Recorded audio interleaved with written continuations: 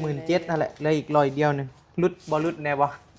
ลุดบ่ได้ซ้ำเลยเป็นเด้ได้แล้ว โอ้อุ๊ย จับเปิ้ลเนี่ยเดี๋ยวเลยมันจะมีเจียขี่ เกี่ยวอะไรวะนี่ แม่ โอ้งามเนาะ น่าหน่อย งาม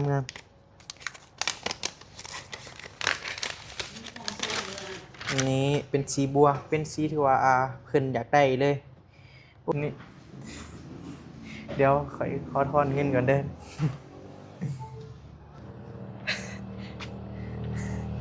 เดี๋ยวหนึ่งสองสามเฮ้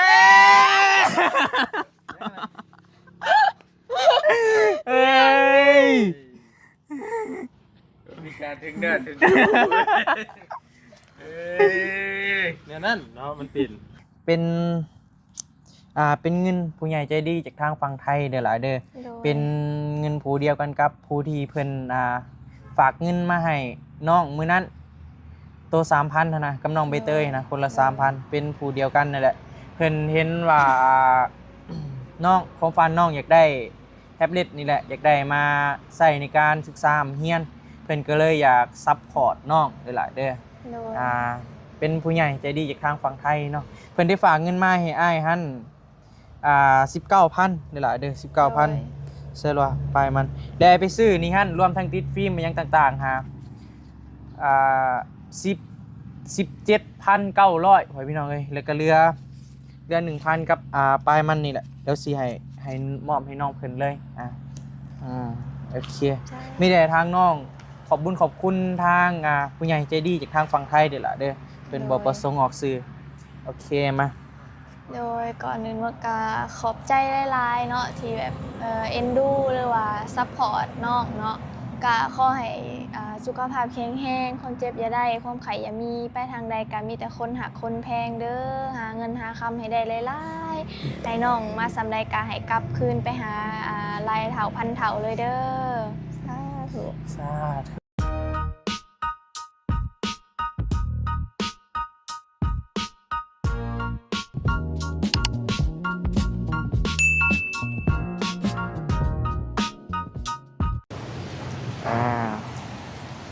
สบายดีเด้อเพื่อนพี่น้องเด้อทักทายสบายดีกันนะ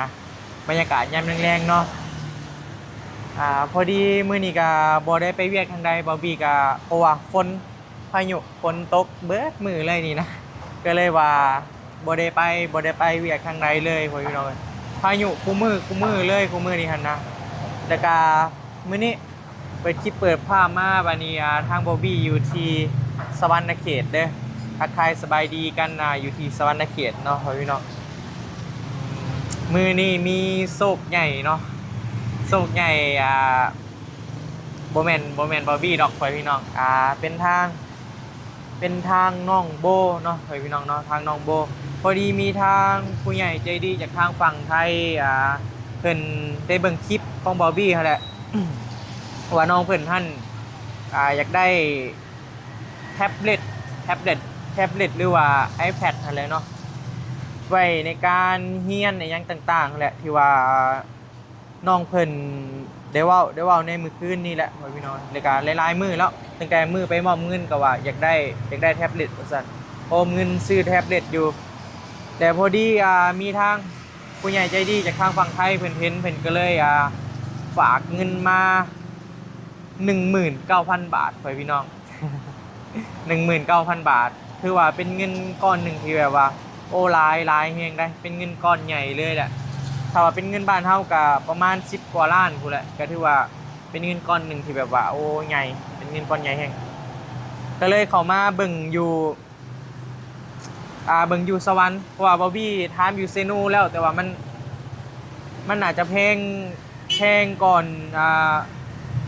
นอยู่สวรรค์ก็เลยเข้ามาเลือกเบิ่งก็มันมีโตเลือกบ่หลายนะอยู่เซโนนะมันมีดำเครื่อง2เครื่องก็เลยว่าเขามาซื้อเอาอยู่สวรรค์ไปเซอร์ไพรส์เพิ่นเนาะพี่น้องก็ถือว่าเป็นผู้ใหญ่ใจดีที่ว่าเพิ่นเคยฝากเงินมาให้น้องเพิ่น 3,000 บาทในมื้อนั้นแหละเป็นผู้เดียวกันเนาะ เพิ่นบ่ประสงค์ออกสื่อเนาะก็ถือว่าเดี๋ยวเราเข้าไปเบิ่งนํกันปะ โอเคก็ถือว่าเป็นความฝันของน้องเพิ่นเนาะอยากได้แท็บเล็ตว่าซั่นกำลังถอนเงินโฮมเกมที่จะหาซื้ออยู่ปะนี่สบายดีเด้อเอ้ยเด้อเฮาอยากได้แท็บเล็ต Gen 11มีจักสี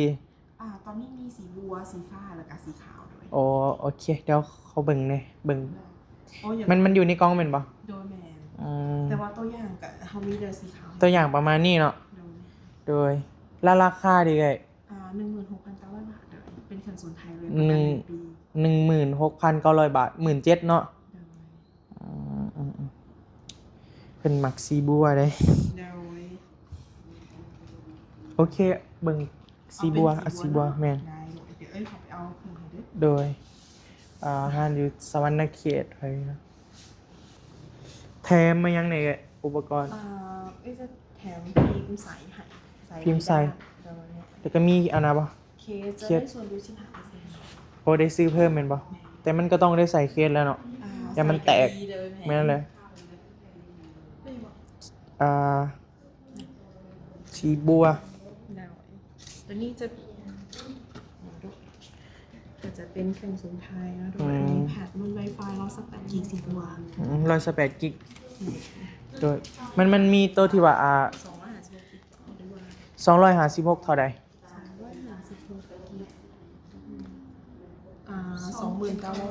โอ้ เอาตัว128ก็ได้แล้ว แม่นเอาเพิ่นไปเรียนหนังสือซื้อนะ ไปยิ้มงามแท้ไหมคะเอาหน่อยนี่เลยโอเคน อกจะเป็นต้องเป็นคนแก่นะ ให้เอาแก้วอ่ะ จีดีกับมีเด้อ โอเคให้เอ้ยจับกล้องให้หน่อยได้ปะ ได้จ้ะ มา เดี๋ยวไหนก่อนบ่ ได้แล้วยืนเอาก็ได้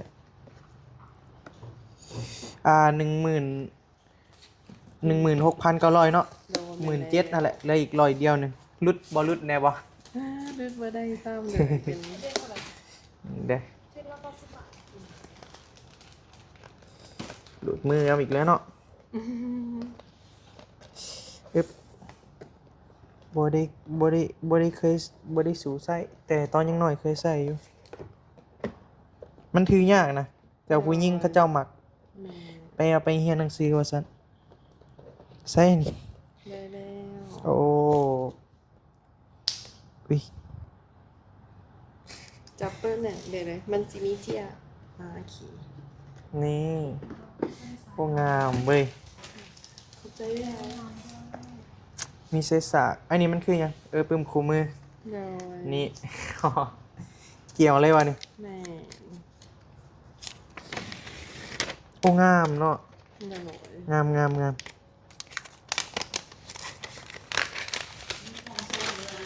นี่เป็นสีบัว เป็นสีที่ว่าเพิ่นอยากได้เลยโอ้คือสีดีใจแฮงได้นี่ มาเลย โอเคเฮ็ดเอาได้นี่ เดี๋ยว เอ้ย จะ ติด ตั้ง ID ให้ อ่า เดี๋ยวรู้ว่าเพิ่นมีแล้วโดย ตั้งให้เลยก็ได้ โอเค โดย ได้เลย โอเคปะเดี๋ยวให้เพิ่นเฮ็ดให้ก่อน นี่ต้องขอสื่อกับเบอร์โทรเพิ่นเด้อ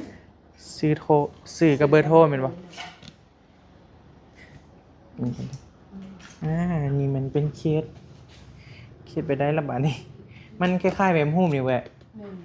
อ่า สามารถเปิดเบิ่งได้ โอ้เคสเกือบ1,000 บาทเลยไป150บ่ เดี๋ยวแม่ โอ้ มันมีหลายราคาโดยหา โอ้แม่นวะ อันนี้เป็นสีบัวเห็นบ่เพิ่นน่าจะมักสีบัว สีบัวเฮาบ่ได้ตั้ง โอ้บ่แม่นแบบนี้วะ เดี๋ยว เป็นสีได้ สิบัววังใจวังรถบ่ ส่วนหลายผู้หญิงเขาเจ้ามักแม่นสีบัวเห็นบ่ มันจะเป็นบอกการ์ตูน เอาแบบใดเอาแบบเป็นสีบ่มีหรอกสีบัว บัวน่าจะเบิดดอก เอาแบบดำล้วนเลยมีบ่ ดำบัวเอาม่วงไหม มองไปได้เข้าเบิ่งดิ ด ไม่นี่ก็ได้โอ้ถอยแต่เคสก็850บ่ น้องจะได้ส่วนลดที่5% โอ มัน เค แล้วแต่ยี่ห้ออ่ะคัน เลย ยี่ห้อนี่ก็ถูกลง เอาตัวดีเลยก็ได้ เป็นสีม่วง สีนี่ก็งามเลยเจ้าหมักสีใดเอาผู้หญิงเขาเจ้าหมักสีใด แต่ก็แล้วแต่คือหมักหน่อย สบายดีเด้อ แต่ก็สีนี่ก็งามเด้เนาะ หน่อย เด้เขาสิเอาสีใดวะแต่ว่าสีชมพูเบิดเนาะสีบัวเบิด ไม่เลยเป็นยี่ห้ออื่นเลยหมดอ่ะ อันน่ะเป็นสีหยัง สีด สีดำ ำมัน หนังจะเป็นใส โอ้ล้างไซอันนี้ก็ล้างไซป่ะ หนังใส่ขึ้นกันเหลืองม่วงดี อันนี้ก็ความหมายมันก็เห็นสีบัวอยู่แล้วเอาสีบัวเลยโอเค ของวันนี้เนาะ ตอนแม่นเพราะว่า iPad เพิ่นก็อยากได้สีบัวเด้น่าจะอยากได้สีบัวเห็นบ่17 Pro Max ลงแล้วบ่ เจ๊พวกแม็กบอกกับมีส่วนลดมีโปรโมชั่นมีของแถมมีส่วนลดด้วย มีเครื่องโซ่บ่เบิ่งหน่อยเด้อ ได้เลย ใช้โซนใด เลยทั้งหนาเลย เดี๋ยวเบิ่งก่อนเบิ่งไว้เป็นบุญตาก่อน เดี๋ยวจะเป็นตอนนี้ จะมีส่วนลดรับจากป้าย 1,000 บาทเลย โอ้ยัง48กับ47แม่นบ่ 47,900เลยจาก48,900 เบิ่งได้ขอจำแม่เด้อ โดยรับ วัดสันความฝัน 47,000 เนาะ เก็บเงินก่อน สีนี่ได้งามเนาะ ฟิล์มเท่าแถมตัวของ iPad จะมีเป็นใสกับด้านลูกค้าจะที่เป็นแบบไหนโดย ถ้าไซส์กันแตกบ่ บอกคัดกันแตกก็ไม่ถึงเงินกันแตกก็ไม่ถึ มึ ง งเด้อ โอ้ยแถมจะเป็นใสใส กันแตกตื่มเท่าใดเอากันแตกเลย กันแตกอะปกติอยู่ที่490โดยจะมีส่วนลดเราจะทำบอกเอาตัวแถมเนาะตัวแถม190 บาทการหากันตื่นอีก300 เอาตัวกันแตกเลย มันจริงดีเลยแม่น โอเคเอาเป็นสีเหลือง แม่นไหม จะเป็นสีบัวเนาะ โดยแล้วเท่าใดเจ้าเขียนบินแล้วก็ไหลมา ได้เลย มาเดี๋ยวให้เอื้อยเพิ่นอันน่ะให้ก่อนไปพี่น้องเดี๋ยวมาเบิ่งนี่ก่อนนี่โอ้ยละกะมันแพงแฮงเลยเนาะ48,000พุ่นน่ะ40,000 กว่าบาท แต่ก็ได้ตัวนี้ถ่ายคลิปนี่คือสุดแล้วนี่เดี๋ยวขอทอนเงินก่อนเด้อ ไปแล้วไงเพิ่นกำลังติดตั้งคือว่าเป็นอีกห้านหนึ่งแบบใหญ่ๆเลยนะใหญ่ที่สุดเลยในสวรรค์ก็ว่าได้เพราะเป็นช็อป iPhone โดยเฉพาะเลยนะอยู่เซโน่ฮั่นบาร์บี้ไปถาม18,900 บาทเกือบ 19,000พูดแหละพี่น้องก็เลยว่าไปเช็คเบิ่งในโทรศัพท์ว่าราคามันบ่น่าจะฮอดพี่นะก็เลยว่าเขามาเบิ่งอยู่นี่ก็เดี๋ยวมันก็ลดกันหลายเติบได้ถ้าว่าเฮาซื้ออยู่นั่นก็เพื่อติดฟิล์มเพื่อนั่นเพื่อนี่ก็โอ้มันก็20,000กว่าๆพุ่นนะก็นะก็อันนี้ก็เดี๋ยวเบิ่งนํกันว่าสิเบิดเท่าใด อยู่นี่พอแต่แท็บเล็ตท่าน16,900เหลืออีก100ก็ 17,000 แล้วพ่อพี่น้องอยู่เซนูฮั่นเพิ่นขาย18,900 เกือบ 19,000 มันก็ลื่นกันมันก็ลื่นกัน 2,000 บาทพุ่นนะก็เลยว่าเขามาเบิ่งอยู่นี่ดีก่อนกับมันมีโตเลือกหลายก่อนแล้วก็มันมีสีที่ว่าน้องเพิ่นอยากได้โอเคปะเดี๋ยวถาตอนจ่ายเงินเพิ่นแหละรวมหมด17,920 บาทแม่นบ่17,900เลยก็ได้ ตัวนี้จะเป็นเคสที่เฮาลดให้ 15% โดยจะเหลืออยู่720 บาท และตัวนี้จะได้จะแม่นเติมฟิล์มเอาฟิล์มกันแตกเลยและตัวนี้ราคา iPad พอดีว่าเป็น 17,900 โดย ตัว iPad จะมีประกัน 1 ปีเลยคันมีอย่างที่ปกติในการใช้งานก็เข้ามาเฮาได้เลย โดย ตัวใหญ่ใบประกัน เดี๋ยวจ่ายเงินเพิ่นก่อนจ่ายเงินเพิ่นก่อนเขามีเงินบาท15,000เลยกะอีกอันน่ะเท่าใดอีก 2,900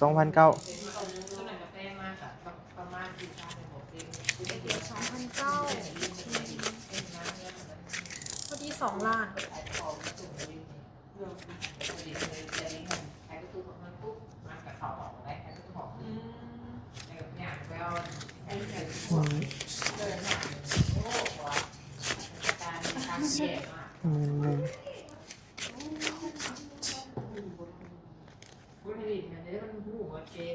คือ14ว่ะมันเด้ยืมไปทองมาจากโอเคมี14ไล่ๆอีกไหมอีก 3,000ครับ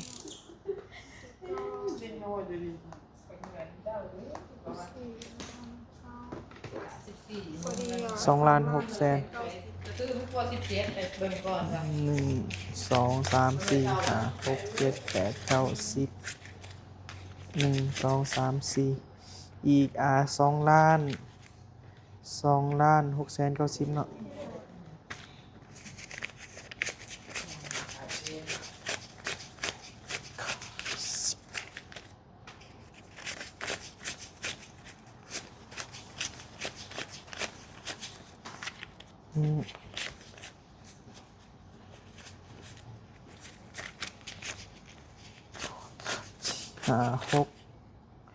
690,000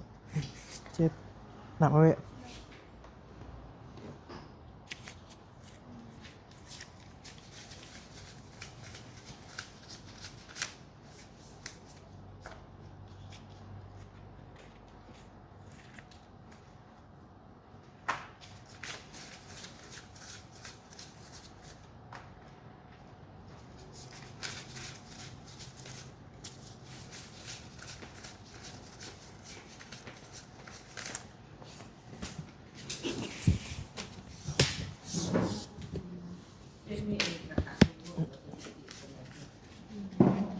เอายี่ห้อเอาเลยดูเลย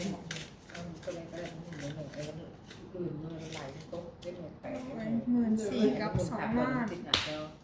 ผมเนาะ เดี๋ยวก่อนขึ้น10,000หมด เดิน เจ๊งมัน เรียบร้อยไม่พี่น้องโอเคปะได้มาแล้วนี่เดี๋ยวพูดแหละพบพ่อกันอยู่ที่เพื่อนของน้องเพิ่นเด้อไว้พี่น้องเด้อเดี๋ยวสิเอาไปให้เพิ่นมื้อนี้เลยแหละกำลังเดินทางออกเมืองไป let's go เขามีแนวมาเซอร์ไพรส์เจ้า มาโผล่ช่องน้องบี้ได้บัดนี้ อ๋อสบายดีเด้อพี่น้องเด้อหลังจากมาแต่สวรรค์พอดีฮักกะแลนไปซื้อกินนี่แหละ ชื่อหยังน่ะ ว่าจะไพ่พ่อบ่ แม่นยอดรางวัลเกิด เว้ยอย่าหลอกให้ผู้เฒ่าดีใจนะเดี๋ยวว่าฉันนะ อยากได้ว่าจักอ่ะ มีหยังนำต้องเบิ่งก่อนว่ามันคือหยัง iPad แอปเปิลได้ดีมือหนึ่ง โอ้ใช่บ่เป็นอันนี้ เอาแซ่ผมเป็นหรือแซ่ไพ่เลย เอา S25 ก็ได้มา เอสเจ้าหาวะ S25 หรือ S26 เบอร์ ลูกเอาเอสเจ้าหาเลยพอเอา17 Pro Max มาเปลี่ยน เอาไปให้ลูก เบิ่ ไพ่ งบ่เบิ่งบ่ ไปให้ลูกไพ่ใช่ ให้ลูกไพ่บ่ซื้อไม่พอได้เลย บ่เอาเสียสละซะ เสียสละ เสียสละซะ โอ้มือหนึ่งเลยของยางบไดิจีกเลย อย่าพอจีมัน สีบัว เอามาให้ไพ่บ่ดีนี่ เอามาให้ น้องโบ ลูกไพ่เจ้า โอ้ แต่ว่าตีออกมาโคตรงามเลยสีมันนี่เป็นไง สีชมพูเลย แม่น สีชมพูเลย เป็นสีที่ว่าน้องเพิ่นมักนั่นแหละน้องเพิ่นมักสีชมพูสีบัว เอาไเทียนบ่นี่ แม่นเป็นความฝันของน้องเพิ่นพอดีถ่ายคลิปมื้อนั่นกับมื้อวานนี่แหละกับมื้อตัวที่ว่าเอาเงินมามอบให้น้องเพิ่นนะกำลังโฮมเงินซื้อiPad อยู่สั่นตัวมือที่ว่าเฮามามอบ 3,000 บาทเด้มื้อนั้นแหละแล้วก็เลยผู้ใหญ่ใจดีเพิ่นเห็นเพิ่นก็เลยสงสารน้องเพิ่น เท่าไหร่นี่นะ ซัพพอร์ตแต่ iPad เนาะ บ่รวมฟิล์มบ่รวมเคสอะไรยังกะ16,900เกือบ17,000นั่นแหละเหลืออีก100 บาทฮอด17,000 มันก็บ่เพกไปเนาะ แม่นมันก็พอใช้มันก็ใช้มันก็สำคัญได้ในการทำเฮียนนะแล้วก็เคสแล้วก็ติดฟิล์มติดนั่นติดนี่นั่นแหละติดฟิล์มแล้วก็รถไปก่อนติดฟิล์มแล้วก็ซื้อเคสใส่ตกอยู่ 17,900 เกือบ 18,000 โอ้ พอดีเพิ่นโอนมา 19,000ก็เหลือ 1,000 กับปลายมันหน่อยหนึง เอาเงินน้องคนบัดนี้ แม่นกำลังสิเอาเงินสดไปมอบให้น้องเพิ่นครับนะซื้อเซอร์ไพรส์พอ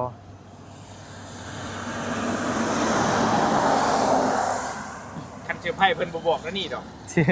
ไม่ต้องข่อยแล้ว ไพ่พ่อนะเจ้ามายังว่าสิเอาไปให้เจ้า มอบเลยซะ มาเว้นคอยโอ้ยนี่บ่ไปนี่มาเว้น เจ้าก็อยากเบิ่งบ่ แต่ก็ อย่ามันตกเดี๋ยววะมีเงินซื้อแทนเพิ่นได้ไว้ ยังนี่ เคยลิ้นอยู่ไว้ รู้สึกว่าบ่เคยเนาะ เคย บ่เปิดไลน์ก็ได้นะโอเคเปิดน้ำบอกแล้วก็ นี่ ได้ นี่ ไอ้ขอนี่ก็ได้อ๋อตัวนี้มันมีหัวข้างในเนาะ โดย มีแบบราคาถูกป่ะ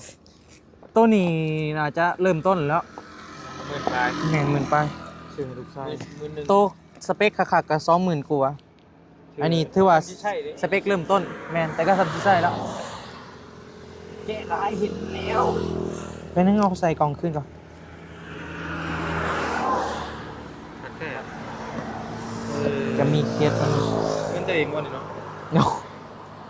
มาเซียวมาแต่ไซพ่อก็ไปสิบรอดเลยพ่อก็พ่อได้แต่ซื้อใส่แต่น้ำมันเนาะพ่อกับไปสิบรอด พ่อก็ปิดไป3 ซ่องเลยคันพ่อยังรุ่งเรื่องคือแต่เก่าก็ว่ากันอยู่ บ่รู้ตอนนี้ บ่รุ่งก็ดรอปแล้วเบิดสภาพ ได้ช่วงบ่ ขอโทษเด้อไปหยอก เฮ็ดได้นี่ เงินผู้ใหญ่เพิ่นซื้อมา เทิงที่บ่ผมดื้อแหละใส่ถุงแล้ว เททุงไป พูดได้ถุงยังพูดครับมันเป็นแอปเปิ้ลเลยเนาะ จำเป็นแล้วเนาะเสียนอะไรวะปินลังปิดตาสิวะ เอาสไตล์เจ้ารถ เอาสไตล์เนาะ อันนี้จับกล้องให้ก็ได้บ่เป็นหยัง มาจับให้ก็ได้ ไม่ได้พี่แนวใดก็ได้นะบ่เป็นหยัง ไม่เอาอีกอันหนึ่งน้ำไผ่วะ พี่ ไม่เนาะไม่เนาะตื่นเต้นเลยวะ เอามันคือ แม่นวะ พอมันดับไม่หรอกเจ้าหรอ แม่นอะไรแม่นว่าอะไร ได้ มันขึ้นเบอร์ซองแล้วอ่ะ ขับรถเจ๊มาขับรถใหญ่มาเลยได้วันนี้ฮะ ฝนตกไป แม่นรถเอ้ยไปเราได้มันสิคำไป มีแต่รถอีห่างอะไรรถเอา ไปมันสิบัดแสงไป ปัสสาวะกับบุญส่วนกัน ไปอะไรนี่ฮะไม่หรอกมื้อหน้า เจ้าจิตใจเจ้าจะเฮ็ดได้ใช่ แต่เสื่องไปเนาะไปนอกประเทศนั่นแหละเนาะ เลยไอ้ถือไปน้ำลังบ่หรือไดจะไปคุยถ่าบ่หรือเอาประมาณใด เจ้าวันไหนได้เอา แบบใดก็ได้ ซอยกันก็ได้ ปิดตา ปิดตาเนาะปิดตาปิด รู้ว่าให้เจ้าเปิดคลิปไปเลยอาจจะถิวไปน้ำลังเลยเจ้าจังหวะนั่นก่อนบ่ จะปิดตาป่ะ อ๋อหรือว่าไดก็ได้ ปิดตา เจ้าจะถือไปเลยก็ได้แล้วแต่ ไปเตยปิดตาป่ะ เอาปิดตาบ่ได้อีกเขาอะ คิดอีกดิ ปิดอีก อ๋อไปเตย พี่ได้เอาแบบง่ายๆเลยเนาะ ก็ได้ เรียวๆเลยเนาะ ก็ได้ ไป ไปเดี๋ยวได้ไปฮะจักแล้วในใดก็ได้ จะมาเจอเรียนกับลูกชายเจ้านะ ก็พอปูบ่มาพี่ซอย เอาอยู่เลยพี่วะไม่จริงแจ้งแท้อยู่แท้นะ เดี๋ยวพอเพิ่นมั้ยพอไปเต็มมั้ยอยู่นี่ได้มันจริงแจ้งกว่าเอาวะ ห้องมาสั่นห้องมา เอามาพี่วะ เฮ้ยก็ได้นี่ เลย ไปเอ้ยเพื่อนได้เจ้าจะนั่งเด้อ เพื่อนบ่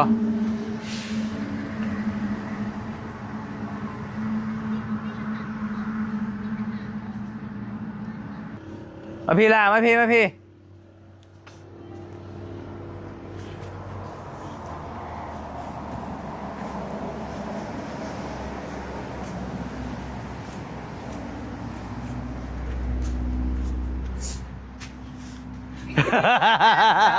นี่ยัง เออ เห็นแล้วก็หัวเนาะ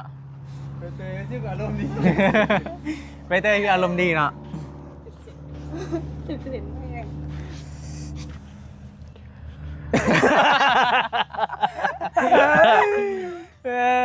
ลูกชายข่อยมีเนี่ยมาให้ลูกไพ่มานี่ อืม ปิดตาก่อนให้พวกนี้ปิดตา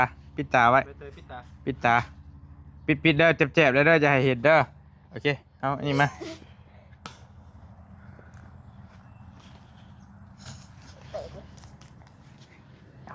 ขอเกี่ยมกันระบาดทั้งพอกับลูก พ่อดีพ่อมีแนวมาเซอร์ไพรส์แล้วอะ เลิศ พร้อมแล้ว สอง สาม สามใบนี่ได้ โอ้ขาล่างถวยเมื่อคืนนี้เหรอ เอาไปได้ ไม่ได้ ไอ้เจ้าเลือกเอาไปได้สมมติว่าเอาไป ใบเท้าในนี้ ใบเท่าๆหน่อยหนึงคนมักน้อย คนปล่อยว่างสิได้ อืม เอาคนปล่อยว่างแล้วมันสิได้อยู่เป็นรอแต่เก่า ได้ยัง ได้ยังบ่ฮู้แหละ ลูกกับปล่อยวางมาทางชีวิตดิ ได้ยังอยู่ ปล่อยอยู่เฮาว่าปล่อยแต่ปากบางทีหั่นน่ะเนาะ ไม่เนาะ แต่ว่ามันต้องปล่อยว่างมาจากใจเด้ อื มาจากข้างในเด้ ได้ก่อน เอาแบบว่าเสียสละแน่เสียสละบ้างอหย่างบ้างหั่น ได้ นะ อยู่ ก็บ่แม่นว่าสิให้ปล่อยว่างเบิดอย่างเดียวหั่นนะ ดู เสียสละน้ำแน่อหย่างน้ำแน่หั่นนะประมาณนั้นเลยเออ เดี๋ยวสิได้เล่นปะ แม่น ได้เท่าไหรแล้วเก็บเงิน ล ได้ อง เท่า ปิ ไห ด รแล้ว ตาเบิ่งดูลองปิดตาอีกบาทหนึง พี่ตายอีกแล้ว เออ มือกินเบรกวะจ้ะ ขอยาวเลยไอ้บอกจักสิบ่ในใดฮะเอาปิดตาเลย แบบคนบุญเนี่ยมันแบบไวๆเลย พี่ตามันคิดทุดังเออเดี๋ยว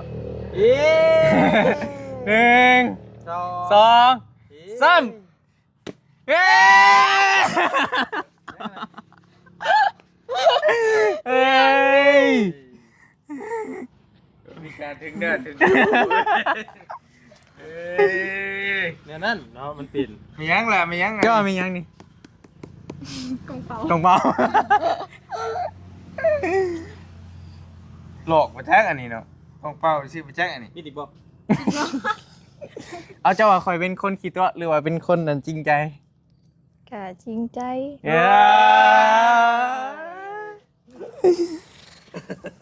เจ้าเป็นกองเปล่าอันนี้อันนี้บ่แบบเจ้าอีกได้ เก็บเงินซื้อ iPad บ่ล่ะ หนู เออคุย ฉันเปิดมากองเปล่าอย่าเครียดกันได้เว้ย ข่อยรู้สึกว่าจะปล่อยว่างหลายแล้ว กีตาร์บ่เปิดนี่ หันหลังไปก็ได้ หันหลังไงเนาะ เบิ่งด้วยของแท้หรือของปลอม one two three let's go อันไหนมา ว้าวเอ้ย ชี้ยังนี่ชี้ยังนี่ สีชม สีชมพู เลย งง หมอกเลยได้เราเนี่ยก็ใส่เสื้อสีชมพูเลยเนาะ พูบอกกันเลยเพิ่นนัดกันไว้ ได้ ได้ ได้ สิ สี บ่ บ่มีไผฮู้บ่มีไผฮู้ข้าเจ้ายังบ่ฮู้เลยข้าเจ้ายังบ่ฮู้ บ่ โอ้ย สีงามเนาะสีงามเนาะ นี่ โอ้ โอ้นี่พี่น้อง แอปเปิ้ลเลย เบนี้ว่าเจ้าอยากได้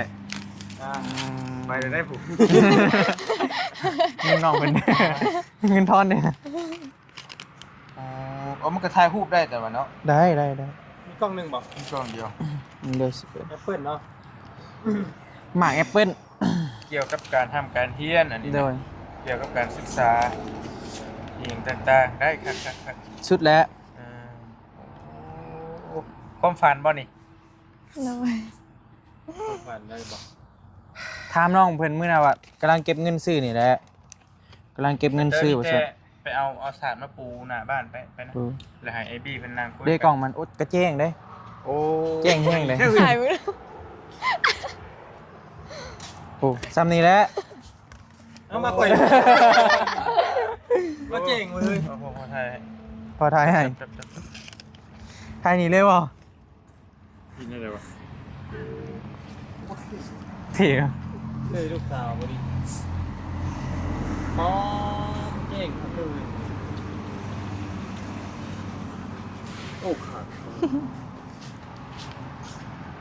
โบ ว้าวพี่น้องว้า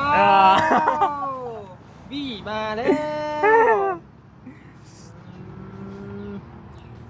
จากคนกลายเป็นเฟด จากคนกลายเป็นเป็ด อีกชมพูเลยโอกาสจับหลายยังมันเตะของ บอก เจ้า ราคาได้ป่ะนี่ ได้นี่ฮั่นมีแต่โทรศัพท์เนาะมีแต่โทรศัพท์นี่บ่รวมเคสบ่รวมฟิล์มอิหยังกันแตกอิหยังต่างๆ 16,900 เกือบ 17,000แม่น โบได้เป็นตึกๆเลย แล้วอันนี้เฮาให้เพิ่นติดกันแตกแล้วก็ซื้อเคสให้น้องเพิ่นเลยมันตกอยู่ 17,900 เกือบ 18,000พอดีผู้ใหญ่เพิ่นฝากเงินมา19,000ก็เหลือ1,000กับปลายมัน ให้พอดีเลย โดย ให้เพิ่นเบิดเลย เจาะเลย อืม ครับแล้ มันเบิ่งหนังเบิ่งหยังก็ได้เนาะ โอ้สุดแล้วนี่ ไปเดียวกัน โอ้ ก็ ก็ได้ป่ะ ได้เบิดมันก็ ก็เป็ คื น อโทรศัพท์ เรื่อง นั่นแห โทรศัพ ละ ท์ เท่าที่มันหน้าจอใหญ่เด้ มันใหญ่ชื่อเนาะ แม่นบทเฮียนี่เฮาก็มันเบิ่งง่าย หักโอ้ย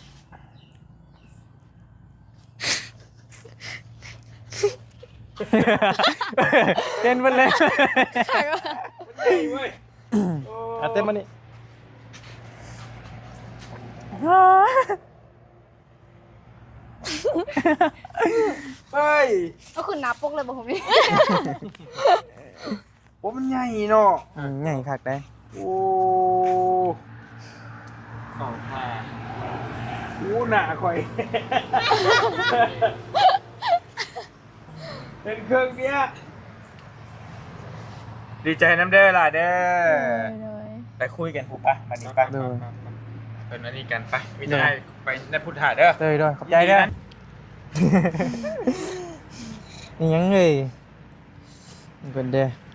เป็นสีที่เจ้าอยากได้เลยเห็นบ่ แม่น เป็นแท็บเล็ตเฮ้ยพี่น้องเป็นความฝันของน้องเพิ่นอยากได้แหละ ตอนนี้ก็กำลังทอนเงินซื้ออยู่ว่าซั่น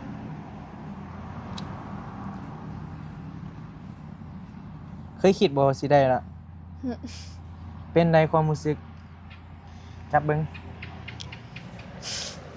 บ่ แกดีใจค่ะแหละ ดีใจหลายบ่ หลาย หลาย เพราะ บ่ ว่าเป็นความฝันเลยอยากได้ เป็นความฝันเลย แม่น อยากได้ด้นแล้วอะ แม่น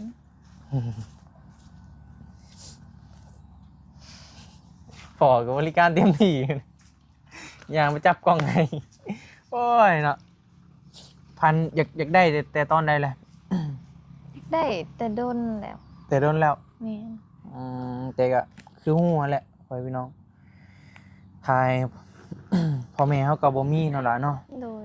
เฮาก็ยังบ่ทันน้องเพิ่นก็ยังบ่ทันเฮ็ดเวียกอะไรหยังหั่นน่ะก็เลยว่า เป็นอะไรความรู้สึกตอนนี้ บอกว่าถึง บ่ถูก แม่นว่าคิดว่าสิได้นะ บ่คิดว่าสิได้ ดีใจนำหลายๆพอดีอันนี้แม่นพอดีเป็นเงินผู้ใหญ่ใจดีจากทางฝั่งไทยเด้อหลายเด้อ โดย เป็นเงินผู้เดียวกันกับผู้ที่เพิ่นฝากเงินมาให้น้องมื้อนั้นตัว 3,000เท่านะกับน้องใบเตยนะคนละ 3,000 เป็นผู้เดียวกันนั่นแหละเพิ่นเห็นว่า น้องความฝันน้องอยากได้แท็บเล็ตนี่แหละอยากได้มาใช้ในการศึกษาเรียนเพิ่นก็เลยอยากซัพพอร์ตน้องหลายๆเด้อ โดย เป็นผู้ใหญ่ใจดีจากทางฝั่งไทยเนาะเพิ่นได้ฝากเงินมาให้อ้ายหั่น19,000นี่ล่ะเด้อ19,000 ใช่ว่าไปมันได้ไปซื้อนี่ฮั่นรวมทั้งติดฟิล์มอิหยังต่างๆหา17,900หอยพี่น้องเอ้ยแล้วก็เรือ 1,000กับปลายมันนี่แหละเดี๋ยวสิให้มอบให้น้องเพิ่นเลยโอเค ใช่ มีแต่ทางน้องขอบคุณทางผู้ใหญ่ใจดีจากทางฝั่งไทยเด้อล่ะเด้อเป็นบ่ประสงค์ออกสื่อโอเคมา โดยก่อนอื่นว่ากาขอบใจหลายๆเนาะที่แบบเอ็นดูหรือว่าซัพพอร์ตน้องเนาะ ก็ขอให้สุขภาพแข็งแรงคนเจ็บอย่าได้ความไข้อย่ามีไปทางใดก็มีแต่คนหักคนแพงเด้อหาเงินหาคำให้ได้หลายๆให้น้องมาสำใดก็ให้กลับคืนไปหาลายเถาพันเถาเลยเด้อสาธุ สาธุเอาทางลูกบี้เองก็ต้องเนาะขอขอบคุณเนาะทางผู้ใหญ่ใจดีที่ว่าไว้วางใจให้ลูกบี้เป็นสะพานบุญให้ในครั้งนี้เนาะก็ขอให้อยู่ดีมีแฮงเด้อความเจ็บอย่าได้ความไข้อย่ามีปรารถนาสิ่งใดขอให้ได้สิ่งนั้นสมความมุ่งมั่นปรารถนาอย่าเจ็บอย่าจนเฮงๆปังๆลำๆรวยๆเด้อเนาะจากที่ว่ารวยแล้วก็ขอให้รวยยิ่งๆขึ้นไปก่อนเก่าเนาะสุขภาพร่างกายแข็งแรงอยู่เป็นห่มโพห่มไทรของลูกหลานตลอดไปเด้อสาธุ กะหลอกถามน้องเพิ่นแล้วพ่อพี่น้องเอ้ยเพิ่นก็โอนมาแต่เมื่อคืนนี้กับมื้อเช้านี้เพิ่นโอนมา2เทื่อลองถามน้องเพิ่นแล้วว่าถ้าถามมื้อหนึงว่าเจ้ามีเงินเพียงพอที่จะซื้อด้วยตัวเองหั่นนะจะมักสีหยังว่าซั่นน้องเพิ่นว่ามักสีบัวว่าซั่นแบบหลอกถามหั่นนะ ก็เลยนี่แหละก็เป็นสีที่เจ้ามักเลยเนาะแล้วเนาะก็แบบนี้เลยเนาะไปเบิ่งในห้างก็แบบนี้เลยว่าจ๊ะแม่นบ่เป็น Gen 11โอ้กล่องคักโอ้ยโคตรแจ้งเลยกล่องนี้นะสุดแล้วมีแต่ใช้ให้เกิดประโยชน์หลายๆเด้อก็มันอันนั้นเฮาต้องระวังเด้อหน้าจอมันใหญ่ถ้ามันแตกมันยังมากอะคือหัวแร่ราคามันก็เปลี่ยนจอก็โอ้บ่ง่ายได้อะไรมีแต่หมั่นรักษาไว้พยายามไปโรงเรียนก็ใส่ธงถือธงประมาณนี้มักบ่มักไฟวะ เลือกให้เองมัน ไม่เนาะคนหูใจเว้ยสีหมักเลยเห็นบ่ แม่น เด้อสิใส่เครียดให้เจ้าต้องใส่นี่ตลอดเด้อมันก็งามอยู่แล้วนะ แม่น เพราะว่ามันก็เห็นอยู่แล้วเด้ออันนี้คือสิแม่นฟิล์มมันเนาะบ่เลยจริงๆเอาเนาะ แล้วจริงๆก็ได้ เป็นฟิล์มมันเอาได้เฮ้ยเอากับบ่เป็นถูกบ่ถึกแล้วแตกนิเวศอีกแล้วเนาะเช็ดโลดได้อะไรวะ มันแข็ง อยากแข่งอยู่มันของใหม่ดิเดนี่ปึ๊บป้าโทรมาดามโบนั่นนี่แล้วเนาะไปโรงเรียนกันนั่นนี่แล้วเนาะ โอ้ย ยัน ปานนะ นั่นนี่แล้วไปโรงเรียน โอ้งามเลนส์กล้องนี่มันบ่มีบ่วะมีแต่ไปลองถามมึงในเซโนเบิ่งเรือว่าติดแล้วบ่นี่ติดแล้วบ่แต่มันติดได้บ่เลยคันมีก็หากอ้ายบอกเขาเจ้าว่าเฮ็ดแบบให้มันละเอียดทุกอย่างเลยเด้อนั่นมันน่าจะบ่มีเนาะเพราะมันเป็นห้อยลึกๆนึงเนาะ แม่น มันบ่คือโทรศัพท์เฮาแต่มันก็มันมีเคสนี่มีแต่ระวังเอาหลาย โดย ๆนี่ตั้งประมาณนี้ใช่ป่ะแบบเดี๋ยวเนาะพับประมาณนี้ปึ๊บพอเจโบแล้วนี่ไปโรงเรียนบ่ง่ายเด้พ่อพี่น้องมีแต่ตั้งใจเรียนแลเด้อล่ะเด้อผู้ใหญ่เพิ่นซัพพอร์ตเฮาขนาดนี้แล้วก็โอ้สุดแล้วเงินบ่น้อยได้ล่ะ10กว่าล้านนี่นะหลายแฮงได้สำหรับบาร์บี้พ่อพี่น้องเพราะว่าเพื่อเฮาสิไปหาได้เงิน 1,000 บาทนั่นล่ะเนาะ โดย บ่ง่าย มีแต่เพิ่นจะเห็นเจ้าตั้งใจทำเฮียนแหละเด้อล่ะเด้อเป็นคนหูผู้ดีหั่นแหละบ่นอกบ่นอกกรอบ เสือฟังคำพ่อแม่มีตั้งใจทำเฮียนแหละก็ขอให้ความฝันเป็นจริงอันนี้เป็นเคสรุ่นราคาแพงเลยมันมีราคาถูกกับราคาแพง850 บาทเกือบ 1,000 บาทสปอร์ตเคสกะ แพงเนาะ ไอ้บ่มันมีตัวราคาถูกก็มีแต่ว่าไอ้เลือกเอาตัวแพงให้เจ้าเลยนะมันไส้มันจริงอันนั้นเลยเด้มันจริงคักเลยลองจับเบิ่งนั่นนี่เหรอวะอันนี้มันเป็นประกันอุ้ยเดี๋ยวกันหัวศีรษะเป็นไทซีแล้วใครโยนเป็นไทซีมัน ถ้าเป็นหัว iPhone นะมันสีเสียไว้รุ่นใหม่แล้วเป็นเจนใหม่เด้ไทซีมีอย่างอีกวะอันนี้แมนคูมืออันนี้แมนคูใจ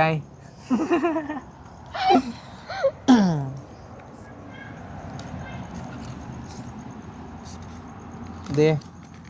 แต่มันก็คือโทรศัพท์มาแหล้วมันมี3สีบอกว่าสีขาวสีบัวสีฟ้าประมาณนี้แหละ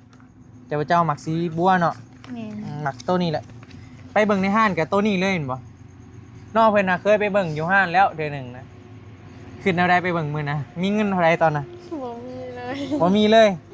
แต่เบิ่ง อยากได้เนาะล่ะเนาะ เลย เข้าใจความรู้สึกอยู่เพราะว่าเฮาบ่มีเด้พ่อพี่น้องบ่สำคัญดอกพวกนี้ก็แต่เก็บไว้ก็ดีเป็นคู่มือนะแบบเพิ่นจะสอนวิธีใช้นี่แหละมันก็คือโทรศัพท์นั่นแหละพ่อพี่น้องแต่ว่ามันใหญ่กว่าโทรศัพท์ลองดินลองเบิ่งดู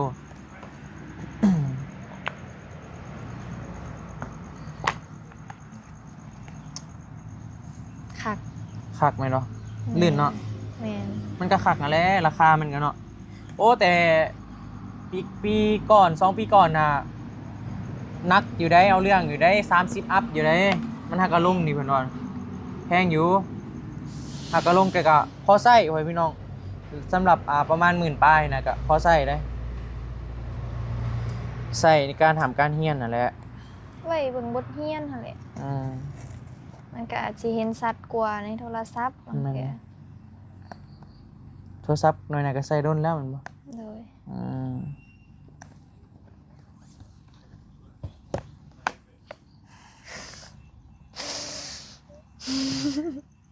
บ่ฮู้เนี่ยสิว่า ฮะ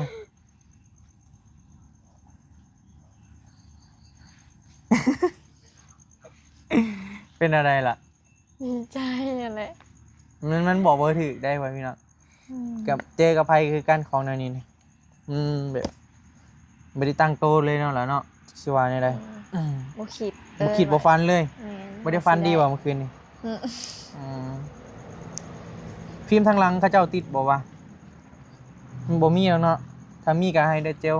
ถ้าเอาใส่นี่ก็ได้ แต่อันนี้มันก็เป็นเจียฟิล์มซื้อจีกเอาก็ได้มันเป็นเคสตัวถือก็มีตัว3-400นะแต่อ้ายบ่เอาตัวถ้าเคสตัวถือเลยเฮาใส่เป็นด้นเลย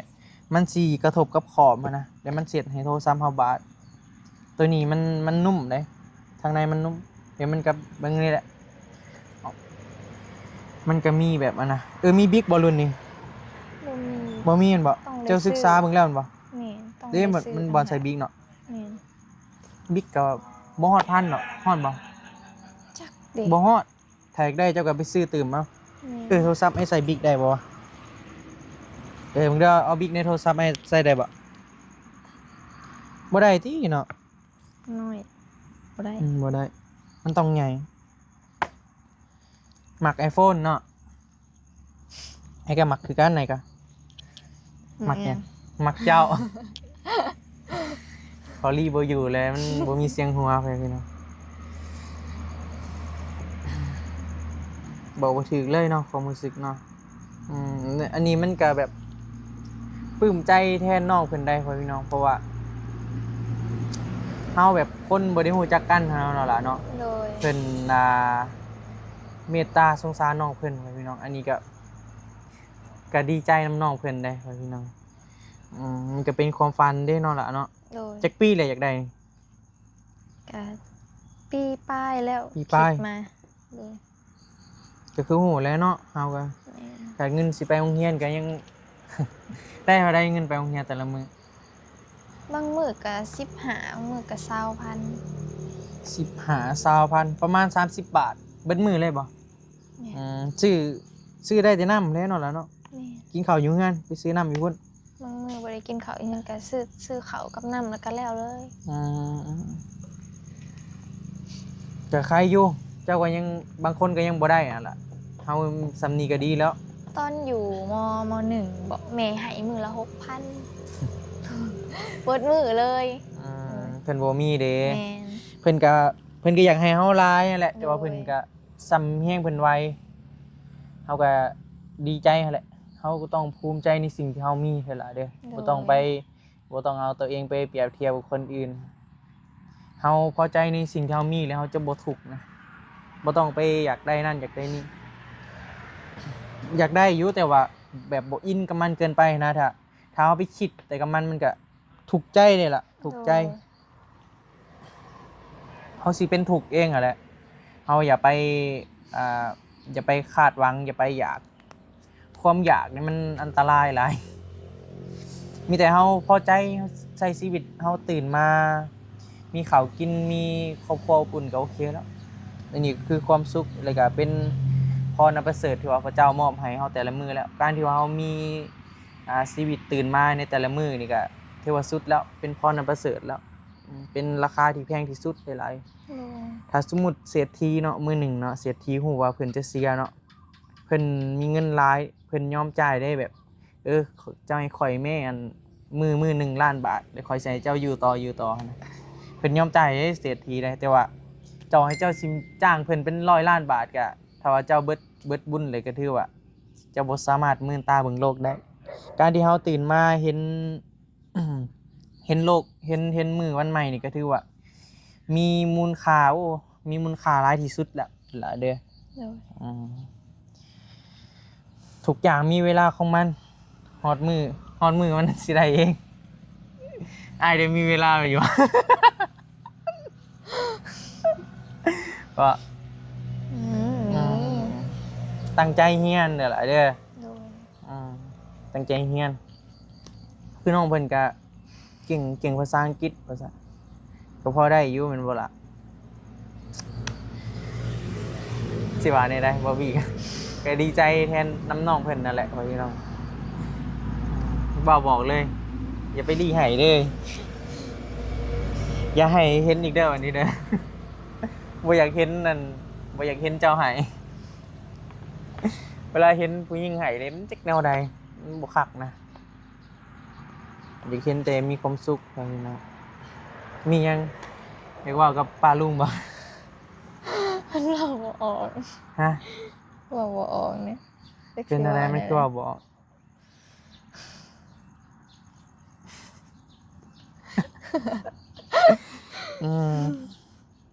เอาคิดก่อนจริงเปล่าอ่ะ โอ้โหก็ดีใจที่มีคนหักคนหมักในโตของเฮา2 คนก็บ่คิดว่าคนสิให้ความสนใจหลายปานนี้ ไม่ใช่มันนี่วะ มันบ่ฮู้แนวเว้านะ มันบ่ฮู้แนวเว้าเลย คิดบ่ออกนะ มื้อนี้ก็ฝนตกเบิดมื้อข่อยพี่น้องเอ้ยบ่ได้ไปทางใดเลยนี่ก็ตื่นมาก็ซอยเวียกเฮือนนั่นแหละเพราะพายุเข้าเด้ก็เลยว่าบ่ได้ไปพังเบิ่งมื้อพุ่นแหละจึงสิไปหาน้องชายก่อนไปจอบเบิ่งเพิ่นก็โทรลิ้นน้ำเพิ่นตลอดอยู่ FC มีก็เห็นคอมเมนต์อยู่บาร์บี้ติดสาวแล้วบ่ไปหาน้องชายเลยว่าซั่น โอ้ยเนาะย้อนนี่นะแม่ มันฝนตกไว้พี่น้องเอ้ยเพื่อ มันเศร้ากับมันก็สวยมันก็ค่ำแล้วนะมันลิ้นเบัดมือเลยเด้เฮาบัดขี่รถจักรบัดนี้นะเพื่อฮอดอีกมันการไปการมามันยามฝนนี่มันก็ลำบากอยู่ไว้พี่น้องก็เลยว่ากับอีกอย่างมื้อนี้ก็พอดีมีเซอร์ไพรส์น้องเพิ่นก็เลยว่าได้มาแต่นี่แหละเนาะเอามื้ออื่นจึงว่ากันใหม่เนาะพี่น้อง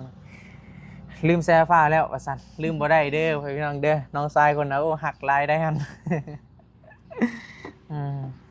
โอเคเนาะประมาณนี้แหละเนาะ โอ้ยยังบ่ออกเลยมีแต่เก็บไว้เดี๋ยวละเด้อกล่องมันก็เก็บไว้เพิ่นหาประกัน1 ปีมีปัญหาหยังก็บอกอ้ายก็ได้ติดต่อหาเพิ่นมีเบอร์เพิ่นอยู่ใช้ฝากไว้คืนไหมเฮ้ยอันนี้มันเงินที่เรือเด้อล่ะเด้อเจ้าเก็บไว้ซื้อปึ้มซื้อเสื้อเขาโรงเรียนนั่นแหละเจ้าหน่อยก็สิฮอดยามเขาโรงเรียนแล้วม.7 เนาะปีนี้เนาะสิจบแล้วน้องเพิ่นก็แป๊บเดียวม.7 นี่แป๊บเดียวก็จบได้ล่ะ จบมากอะความฝันของน้องเพิ่นน่ะอยากเป็นตำรวจเว้ยพี่น้องอยากเป็นตำรวจถ้าบ่ได้เป็นก็อยากค้าขายว่าซั่นก็อีกหนึ่งความฝันของน้องเพิ่นเนาะก็คือนี่แหละอยากมีห้านขายเครื่องเป็นของตัวเองว่าซั่นพ่อพี่น้องถ้าว่าตำรวจนี่ก็คือฮู้หั่นแหละเนาะ เลยมัน ก็เป็นความฝันก็ทุกคนมีสิทธิ์ฝันได้พ่อพี่น้องแต่ว่าคันคาดเฮาสิได้เป็นก็ได้เป็นได้คือแบบนี้ได้บ่คิดบ่ฝันว่าสิได้แม่นบ่ เลยบ่คิด ถ้าอันยังมันเกิดมาคู่กับเฮาเลยมันก็สิมาหาเฮาเองหั่นน่ะล่ะ เลย อืม มันจะแบบนั้น ถ้าว่าพระเจ้าเพิ่นสร้างมาให้เจ้าเจ้าเป็นตำรวจเพิ่นเขียนไว้เบิดเลยนะเขาแต่ฮอดมือฮอดเวลาของมันน่ะทุกอย่างมีเวลาของมัน มันจะเป็นแบบนั้น อันนี้ก็เคยคิดว่านี่ว่าสิได้เนาะ บ่ แม่นบ่ เคยมีแต่เก็บไว้เรื่อยๆเงินก็คันว่านะจักสิได้มื้อใดก็บ่ฮู้แต่ก็คิดแบบเพลินๆหั่นแหละ เลยดีใจนำหลายๆไอ้ก็